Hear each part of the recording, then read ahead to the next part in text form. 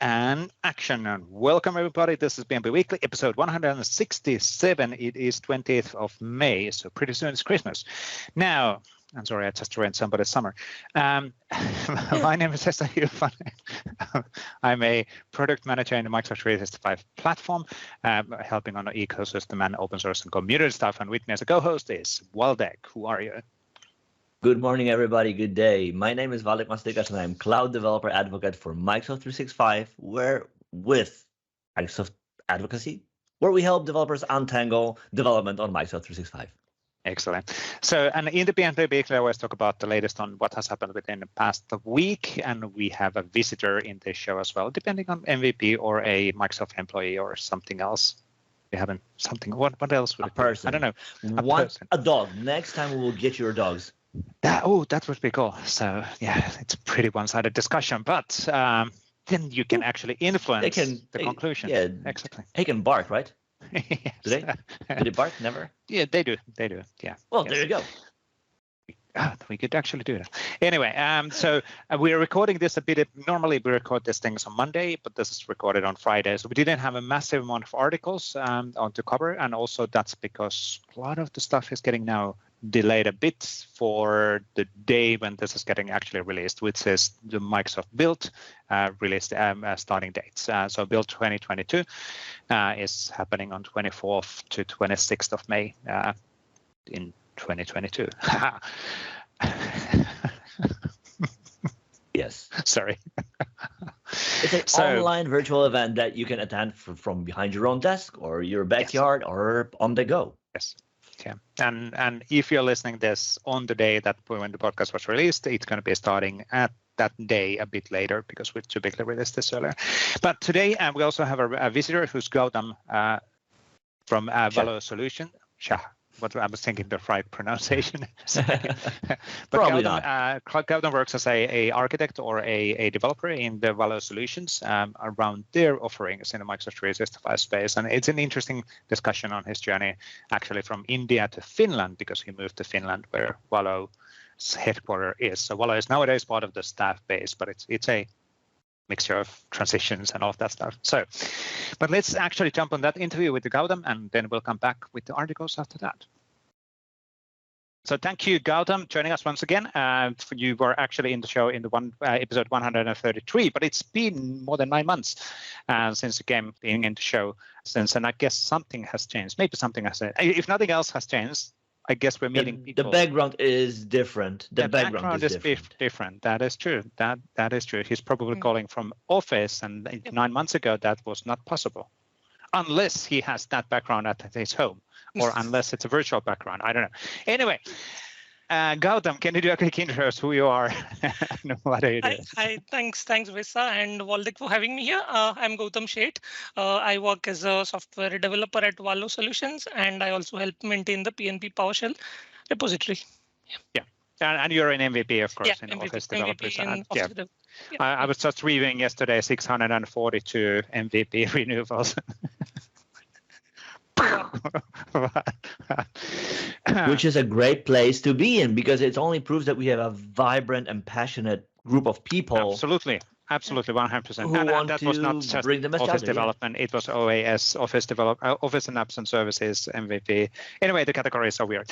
Now, Gautam, you're also an MVP as well. Now, can you talk about a bit on your journey? You're actually sitting now in Helsinki, in Pastila, unless I'm completely mistaken, because I know where your office is.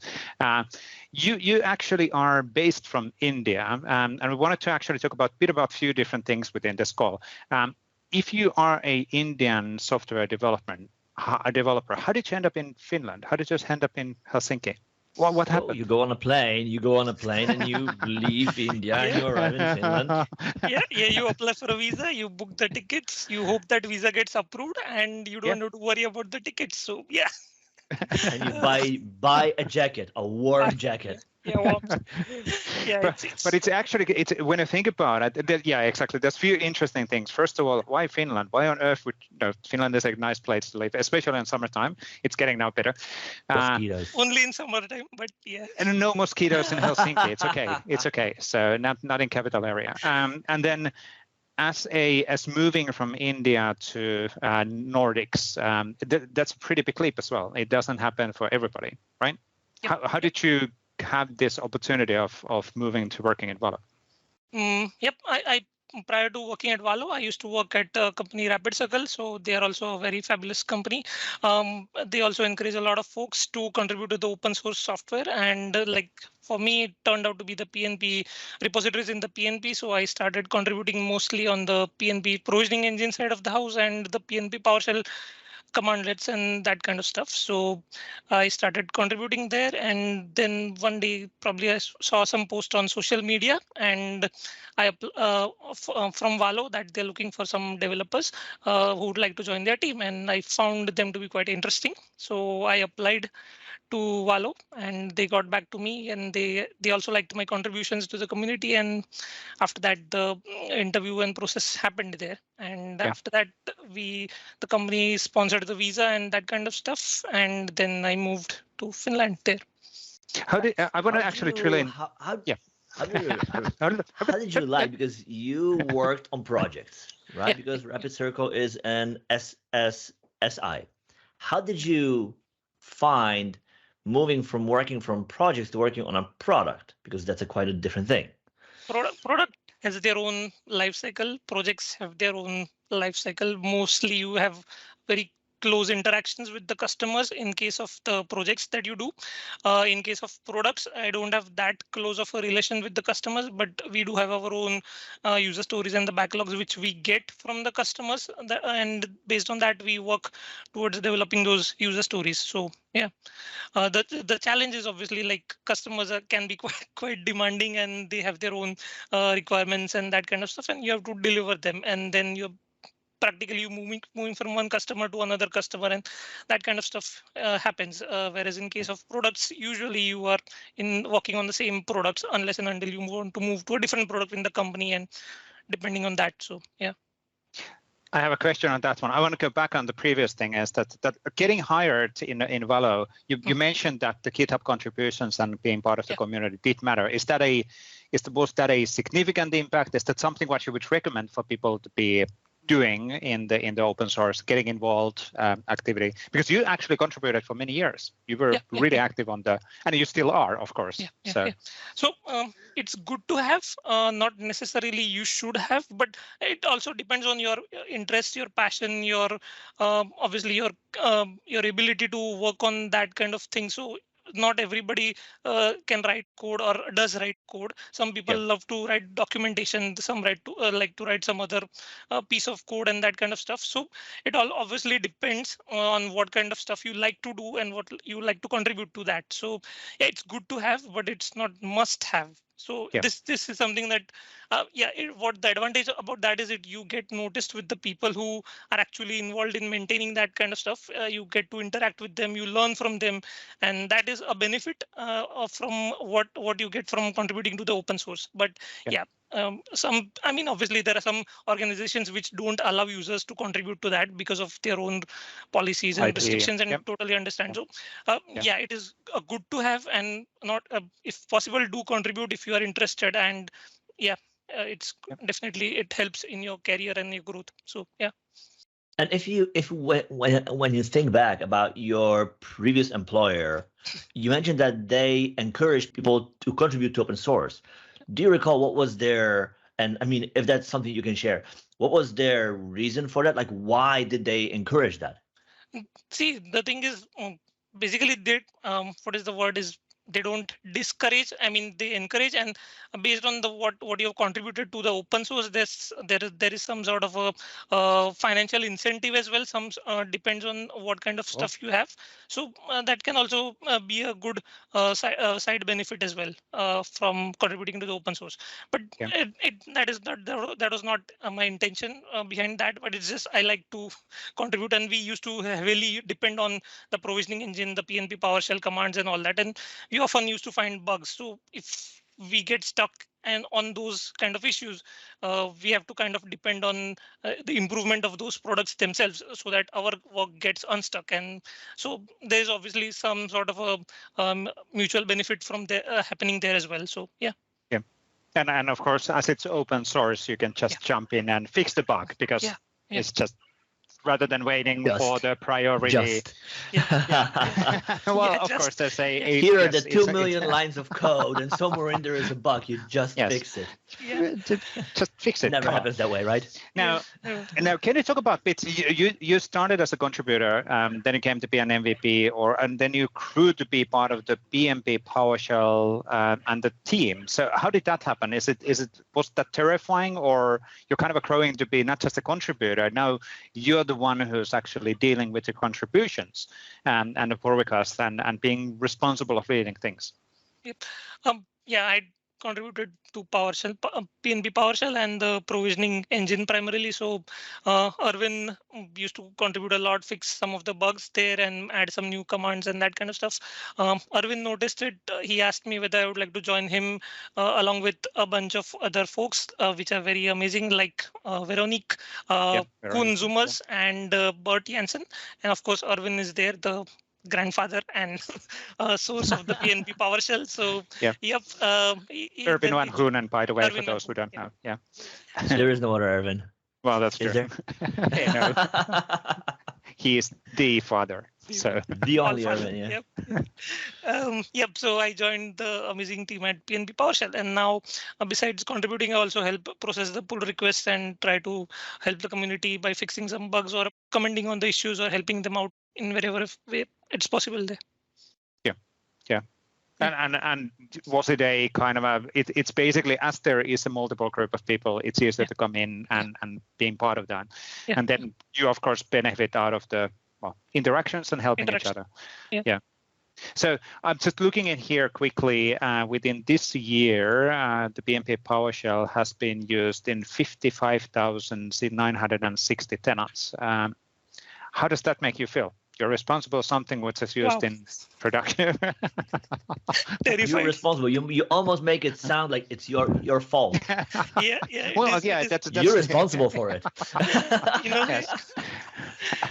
Terrified, but also a privilege to help process the stuff there. There's a PnP PowerShell has been amazingly success.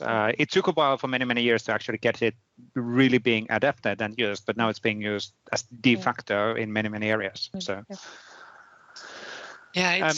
we at Valo as well use PnP PowerShell and the provisioning engine to do some stuff on SharePoint and Teams and that kind of stuff. So it helps in every way wherever you go. So But are you terrified? Now, being honest. Now I'm more terrified because I did not know that number. But and by the way, I have to clarify the reason how we know this is that as part of the requests, as the PowerShell is calling in, the called PnP PowerShell commandlet is getting stamped on the header. Fully visible in the code what we're doing there, and that's the indication then on it was used in this tenant. So we get some sort of a hunch on how widely it's being used, because otherwise it would be really difficult to understand, is it actually used at all, because you never know. So of course, based on the contribution and downloads, and I guess there's more than 1 million downloads of PnP PowerShell in the PowerShell gallery as well. So every day, right? So well, but it was hundreds of millions of commandlet executions every day, which is just wow. But a lot of it is, of course, automation, because it's easy to do. And there are alternatives like CLI for Microsoft 365, but still, in the Windows world, the PowerShell is just more common probably to be used. Not just Windows, PowerShell works on Mac, Linux, everywhere. So wherever PowerShell works, nowadays. So that started like end of 2019 sometime. So when we also moved towards the cross-platform side of the thing. So Veronique, who is also one of our maintainers, she is a Mac person, so she uses PowerShell, PnP PowerShell out there. She is on a Mac. Yeah. Really? That's actually, I wasn't aware of that. That's actually really good. I thought she was on Windows. There you go. Yes. Learn a thing. But that's actually really good, because then that means that there are maintainers who are using it cross-platform. It means that people are testing that cross-platform. It's a super wide-open thing for sure. So yeah, and PnP really, also has like a lot of moving parts. So some stuff might not work on Mac, but because like certificates generation and those kind of stuff. So that can be a bit challenging. But a majority of the commands do work there. So yeah, really interesting. Okay, that's really cool. I wasn't aware of that either. Maybe we should talk up with no, never mind. Now I want to come a bit back on the work you said that you work as a software engineer in Valo and creating products, and you have customer stories and all of that. How does a typical day for a software engineer creating products and being like in an ISV? How does that look like? What do you actually do? Yeah. Primarily because I'm an engineer, I write code a majority of the time. I also help my teammates if they are running into some issues, so help them solve some issues that they run into. I have a team lead and of course the product owners who decide the user stories. So based on the user stories that they have decided and the tasks that we have created inside those user stories, we pick up those tasks. And of course, Valo has a lot of customers and partners, so they also report some bugs or even feature enhancements. So based on the priority that the product owners set, we work on or we pick the tasks from there, the bucket that is there. Yeah. We didn't ask actually this as we started. So what does actually Valo make? What are the products? What is it? What is a Valo solution? What does it do? And what kind of technologies you're actually using? Yeah, Valo Solutions is now kind of part of Staffbase family. So we got acquired in December by Staffbase. Valo primarily creates products for Microsoft 365. So I work on the Valo Internet team. But besides that, we have Valo Teamwork and we also have Valo Connect products as well. So Teamwork is mainly for Teams governance and stuff. And Connect is also for Teams, making Teams apps better and that kind of stuff. So and I of course work on Internet. So it is creating a internet and digital workspace there. So So you mentioned that you work on all kinds of things, right? Spanning from Azure, SharePoint Framework, Teams, Graph. How do you keep up? Like what? PowerShell. There you go. Another one. How do you keep up? How do you stay in touch with everything that's new? How do you learn about things? Where are you plugged to stay on top of the latest announcements? What's possible? What's coming? What's relevant? How do you go about it? Twitter. Mainly I follow interesting folks on Twitter. So they post some content and I follow that content that is mainly posted there. And of course, there is the dev blogs from Microsoft and the PnP community itself. So a lot of times in the PnP PowerShell gallery, we face a lot of people come out with some very weird issues and we try to fix them and we learn something like, that's how you can do that. So that's also how we learn. So it's combination of multiple things. So of course we keep up with blogs, Twitter, PowerShell, issues list, and And do you also do some, like in company, I don't know, Code Thursdays, or once a month you have a in company virtual meeting where people come up to the stage, or in virtual stage now that we're at home, open the laptop and show the code that they wrote, or anything around that? Do you have specific in company efforts towards that? In company, not in company as such, but in my team, we do have like a technical Fridays meeting. So usually if somebody wants to share something, they do, we have a Friday morning slot that we have, and somebody can just present some stuff that they worked on or they found interesting and they share with the team. Yeah. So that's you can share maybe one thing that blew your mind in the last, I don't know, let's say 3 months, 5 months. You've seen it on 365 and you're like, that's cool. Which one do I pick? You can only have one. I'm not putting you on a spot at all. Yeah. Not at all. Hard to really pick up. But one thing that really blew my mind is around the graph batching stuff. So that is something we implemented in PnP PowerShell.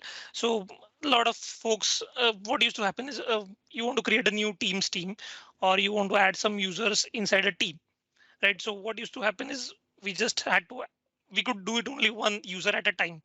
But then I think Microsoft released this batch bulk add API, and now we could process 200 users in a single batch. So in a single batch, and you can basically add them to a Teams team or inside a group and that kind of stuff. So that actually blew my mind. So yeah. And that's in the Graph SDK, right?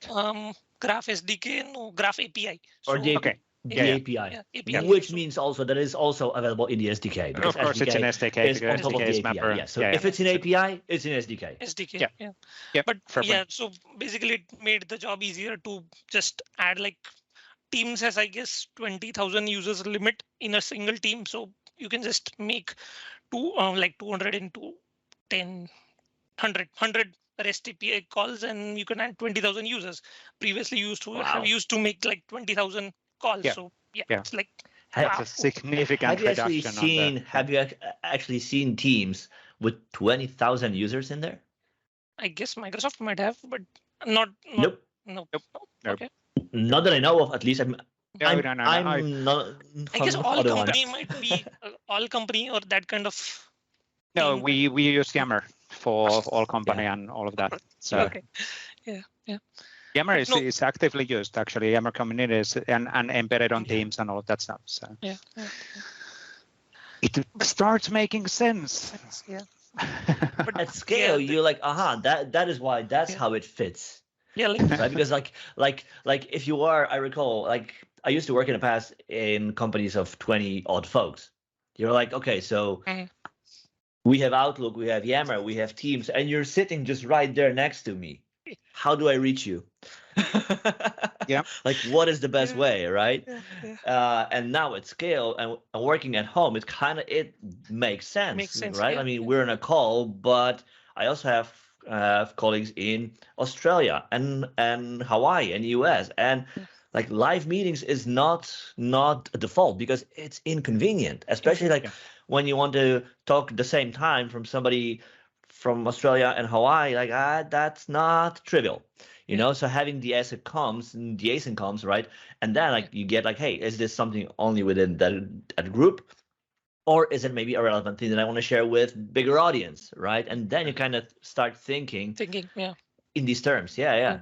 And it's just Cool. Now, from a timing perspective, we need to be conscious about again on the timing. But what's actually anything interesting what you're building on the PnP PowerShell, or is it already? Is it ready? Is it complete? Or how is the development happening? Is it done? On the PnP PowerShell, yep. So PowerShell, the PowerShell team at Microsoft, they released the PowerShell. They released the predictor helper tool or something. So we are looking into ways to help people inside PowerShell sessions to like autocomplete. So think about autocomplete inside your inside your PowerShell session. So we're looking into that. That sounds pretty cool. So we will think about integrating that inside the PowerShell. So yeah, cool. That's really cool. Yeah, and besides that, usual stuff happens on the PR. So we also got an interesting pull request related to the Docker Hub. I guess Waldek, you helped us out as well related to that. So maybe we'll publish the nightly builds to the Docker Hub as well. Yeah. Cool. Looking into that is really cool. Yeah. Nice. I'm just quickly checking the situation. So the latest major version has been released 2 months ago, then 5 months ago. So it's no longer monthly releases. That's understandable. Yeah. There's 2.1 million downloads of the PnP PowerShell, the latest version, and then there's the PnP PowerShell. There's the older version, which has been downloaded 15.5 million. Wow. Wow. That's a lot of PowerShell.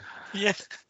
That is a lot of, yes, indeed. Well, but it only proves the point, right? That it's something that people need and want to use, and it's meaningful, and it's something that definitely improves the way they work, right? So it's a great addition, I think, for anybody from admins to devs who use it to automate their work and save precious time.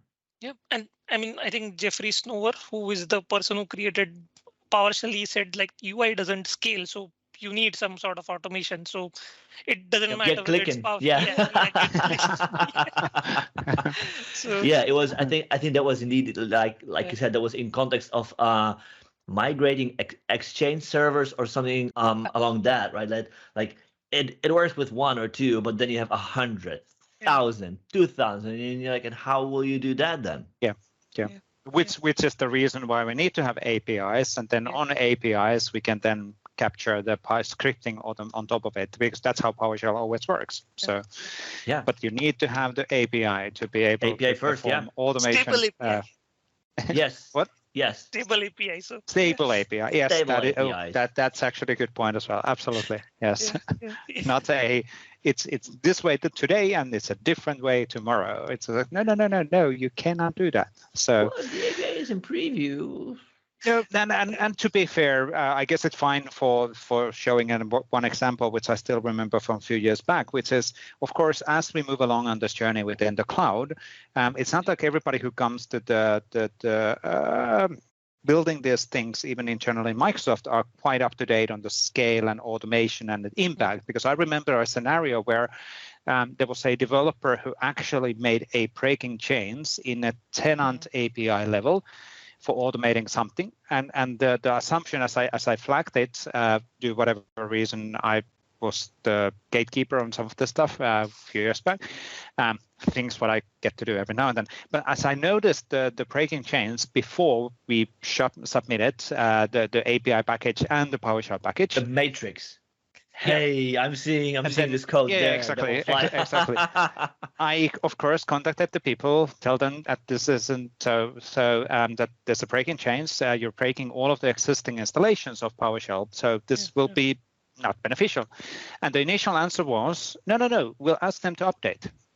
Which is like, no. And then the second question was, no, can we somehow force them to update? I said, no, you cannot. So if you publish an APIs, and that's the one thing and it's understandable, if you haven't done this before, you might not think about it, that you need to version to APIs in a certain way. Because if we would have allowed that API change to come out, all of the existing scripts would have been broken, and that would have been really bad experience. But again, the mental mindset and processes and anything. Exactly. But it's an understandable assumption. But then you realize that there's hundreds of thousands of installations of this, and it's like, it's not 3 persons I need to ping to say that can you update this. It's hundreds of thousands of installations. So it's one of the journey as we learn. And then new people come into the software development, and then they start realizing that, the stuff is being used by tens of thousands of people. Like today you learn, Gautam, 55,000 tenants being used PnP PowerShell this year. So then that's between but it is, I guess, in a way related maybe to the fact that you have the impression that you're building SaaS. So you are in control of anything that's out there. You dictate the pace of change and so forth and so on. Sure. You actually do, except for the APIs, because there's a contract. Yes, exactly. Right? And that you can never ever break that, period. Yeah. And of course, you can version the APIs in a smart way. Yes, but don't break it.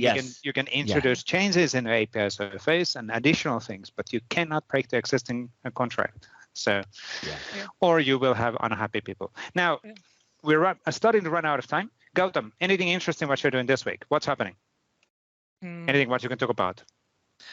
No, nothing. Or next week, week, because now we're recording this on Friday.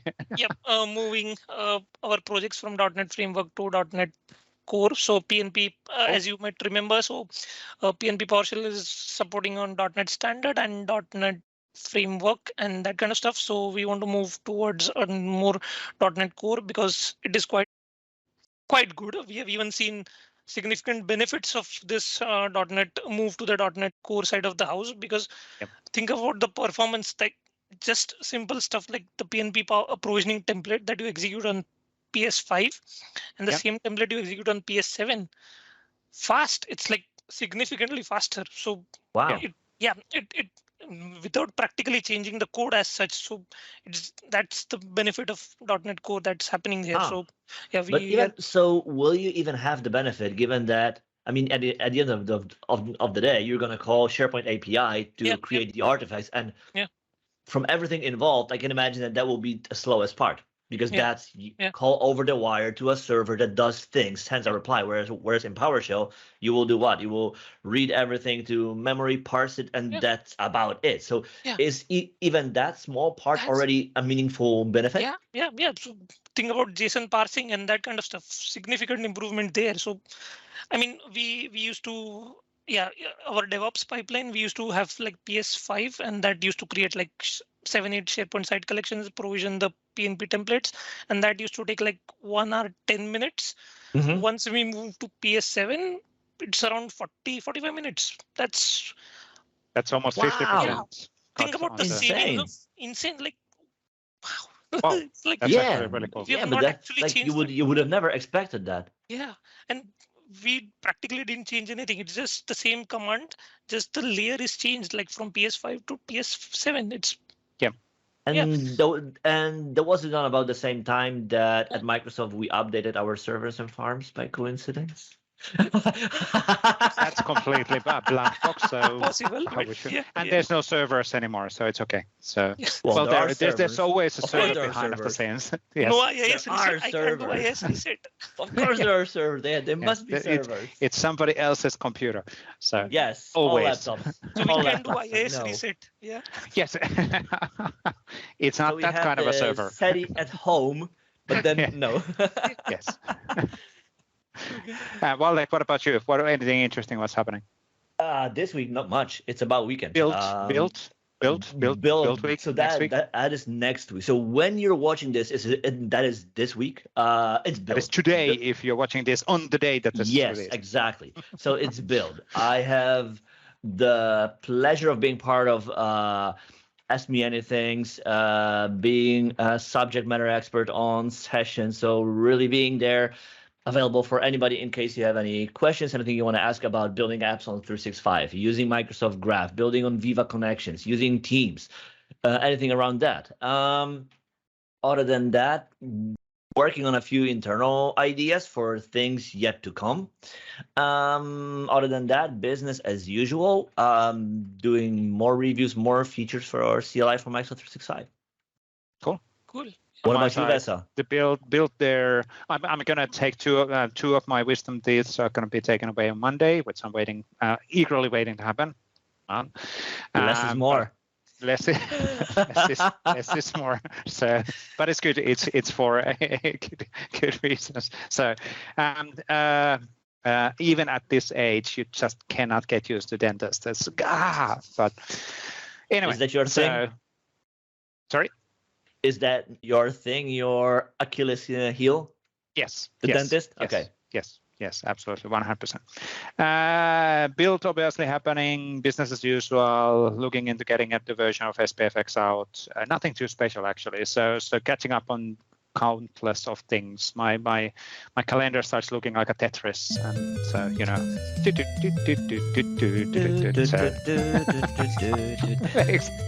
that's the one. But cool. I guess it's time to close up. Thank you, Gautam. Enjoy the weekend as we're recording this on Friday, and have a great start for next week as well. Enjoy the Finnish summer. It's raining here.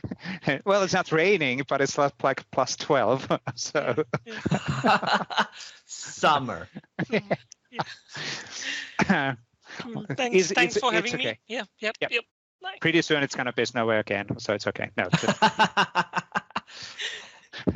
no, but what's actually cool, I have to say this, the Gautam is now actually starting to see probably the differences between the winter and summer, and the amount of light is just, it's which just is exactly what you have snow, you don't have snow. Other than that, it's still cold. No. It's the sun goes down at 3:30 versus the sun goes down at 11:30 p.m. So there's a pretty significant difference. So it's actually super wild, and still after 46, 47, I don't know, many years, you're like every single spring you're like, oh my god, the shiny thing is out. It's exactly.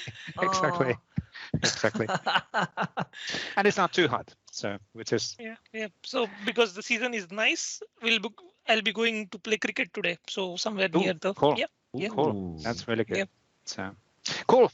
But that's it for this one. Thanks everybody for watching, listening, and we'll close up with the articles with me and Waldek together. But thank you, Gautam. Really awesome to have you in the show again.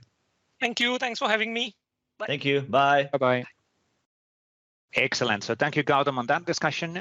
Good to catch up. And it's one of the cool things is as one of the things what Gautam is doing is for sure the coordination of PnP PowerShell, which is for sure one of the most widely used open source projects which we have in Microsoft 365. So it's amazing work that Erwin was able to start back in, when was it, 2014? Actually, it's been 84 years. It's been 84, pretty close actually. So, and how that has grown to be what it is, and how widely it's being actually used. And it is community open source driven. So really, really cool. And addressing those gaps. And that's one of the things what we talked about this one with Gautam as well. But it's one of the things for sure what our open source and community work is intended to be. It's about helping addressing the gaps until something is in the product or something will be in the product. So it's a much more agile way, and that's what we as a Microsoft want to do actually a lot. So we want we want to partner with external people so that we can address the gaps faster, and then maybe after a while there will be a first party supported way of doing things rather than waiting for there's a gap and then you'll be waiting for and complaining about Microsoft not addressing the gap. So the internal getting the gaps addressed is always a bit of a different thing when it's done internally and as a first party and fully supported thing globally rather than open source and community. It's a and I guess at the end of the day, we're a big place at Microsoft. True. Still, we don't have infinite manpower to do everything you might want to do, right? So in the end, it makes perfect sense, right? And I mean, we have the motto at Microsoft that together we can achieve more. Yep. And it sounds maybe a bit off, but like this is exactly example of that. Together with community, we can achieve more. We can solve more problems if we work together, as opposed to say, no, we need to do everything, right? So we focus on the things that we can do at Microsoft only, building products and services for everybody to use. And if there are things that community can do, let's partner. Let's do it together because, again, we will be able to achieve more. Absolutely. And then maybe that feature or functionality is getting adapted inside of the product and at some maybe point. Not, and that's perfectly fine maybe too. Not, and that's completely fine. Yeah, exactly. So, and also the connection with the community customers and partners is super important because even though we have designers and researchers and all of that in Microsoft, but it doesn't mean that there's that many people who actively work day to day with the end users. So having that connection and getting the feedback which drives then the production design is super, super critical. Anyway, getting tracked on and disconnected. See, my English is so good, but it's fine. Distracted on a discussion. So let's actually jump on the articles because we wanted to go through some of them as well. Not that many on this site, but it's okay. It's not about the quantity; it's about the quality, right? Yes. Cool. So first of all, a bit about, it's a big news, of course, in the Microsoft Teams site. The Microsoft Teams app is now available in Microsoft Store. When we were first seeing this article, we were both like, what? But it is actually a good thing because, again, it's then a reliable way of distributing rather than going to a site and downloading the exe. Because, again, downloading something as an exe is always a risk because you don't know. Well, and not all companies allow that, right? That is true. Yes. Absolutely. So having this kind of a easy installation is super, super important for sure. Yeah. Now, so that's really, really cool. Now, we had also a really nice article from Michael Holstein touching the Viva Connection and what is new and next in the Viva Connection, where we talk about the latest features and capabilities. And we do acknowledge that not necessarily everybody has yet quite grasped the idea of the mobile and the frontline workers and the Viva Connection thinking because it takes a while and every single time we introduce a new product, it can take easily 1 year or 2 years before it's like, oh, now I get it. Now I get it. Well, but I mean, it isn't that, right? I mean, in a grand scheme of things, if you factor everything else that is there to factor in a big company, right? Like, people have planning, work to do, existing plans, existing operations, systems, and this is yet another thing for them. It's a big thing for us. It's very much top of mind for us, especially if you're on a team that builds that. But for a customer, that is one more thing. And sure, it is important, especially now in the hybrid working, where people work remotely, people work from whenever they want to and choose to. This is an important way to stay connected, right? So we see a huge uptick in adoption, but we also see that there is yet so much more to come. So we are fully aware that we will see more and more interest over time. And it's really cool to see that Viva is evolving too, with more features available. So this is a great announcement showing what is in progress now, what's coming. And yeah, like stay tuned for more updates.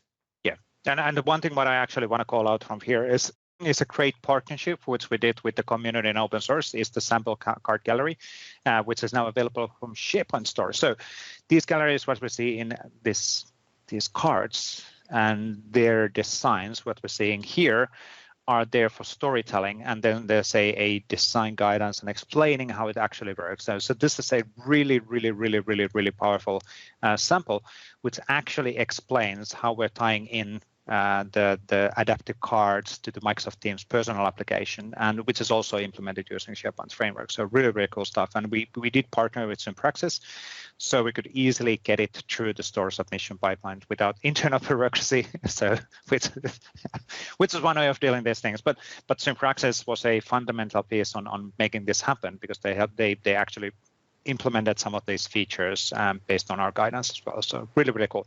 Thank you, Synpraxis, and the Derek especially related on the work in here. But really cool stuff and examples. Now, apparently I had a new article. Yes, I did. Things what you do, but yes, it's been a bit of a jumping from one thing to another this week. So it's like, get that one out, go here, get that one out, go here. But yeah, we published an article on Tuesday, and this week related on most used SharePoint framework solutions in store April 2022. So every single month we're doing this, and a bit of an evolving OS, the messaging, and updating also the upcoming features and upcoming plans for SharePoint framework as well, but and also of course calling out what are the most widely used solutions. So it's cool to see the adoption of the store acquisition model is the way of getting them from store is increasing as well. So really cool. Now, this one's actually super important as well. We absolutely want people to come to Microsoft Build. There's a lot of cool features and cool sessions available. So we'll link this in the chat. Because of the timings and everything else, we're not going to deep dive on this one too much in this session. But I want to actually call out from a few things from here. And now I'm realizing that I will need to let you, Waldek, talk a bit as well. But let's do perfectly fine. Don't worry about it. You know, I'm the silent Finn, so super shy and introvert. Absolutely. Said no one ever. But there's a keynote with Jeff. Nobody else Charles. In Finland has to. Yes.